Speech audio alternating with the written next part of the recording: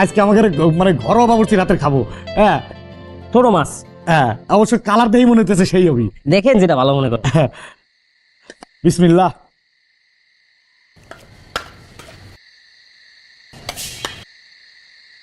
কেমন? ওরে বাপ রে বাপ, সেই টেস্ট তো।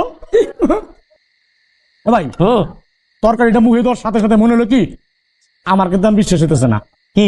আমার মনে হয় কাকি রেডি দিছে না, কাকি পাঠাইছে। না না, তবে আমি রান্না শিখছি তোমার কাছ থেকে। তাই নাকি? এই জন্য তো পুরো স্বাদ কাকি রাতের রান্না মনে হচ্ছে। গ্রামে যখন মা রান্না করতো, মা এটা ওটা কুটাইতো, তখন তো ঘুরান দে। আমি রান্না শিখছি তো এইভাবে। তাই নাকি? যারা যারা খাইছে সবাই কইছে মার রান্না। না, খুব মজা হয়েছে। হোসেন ভাই, আপনারে আমাকে গ্রামে নিয়ে যাও। যাবো। গ্রামে নিয়ে যাই, একই পুষ্কুলতে মাছ ধরে সেই মাছ আবার ফ্রাই করে খাবো।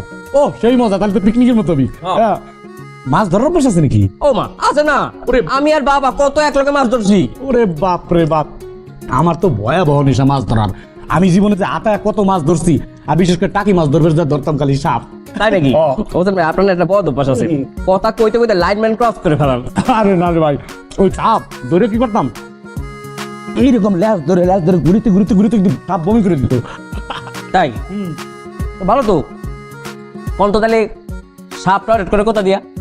সাপ, ওই যে সাপের ওটা দিয়ে। ওটা দিয়া হয় নাই, সাপ টয়লেট করে পেট দিয়া।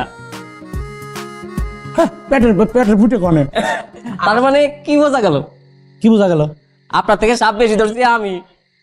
ওরে বাপ রে, আচ্ছা কোনো সমস্যা নাই, গ্রামে তো যাবো, তখন আপনি ধরবেন মাছ, আমার টার্গেট থাকবে সাপ।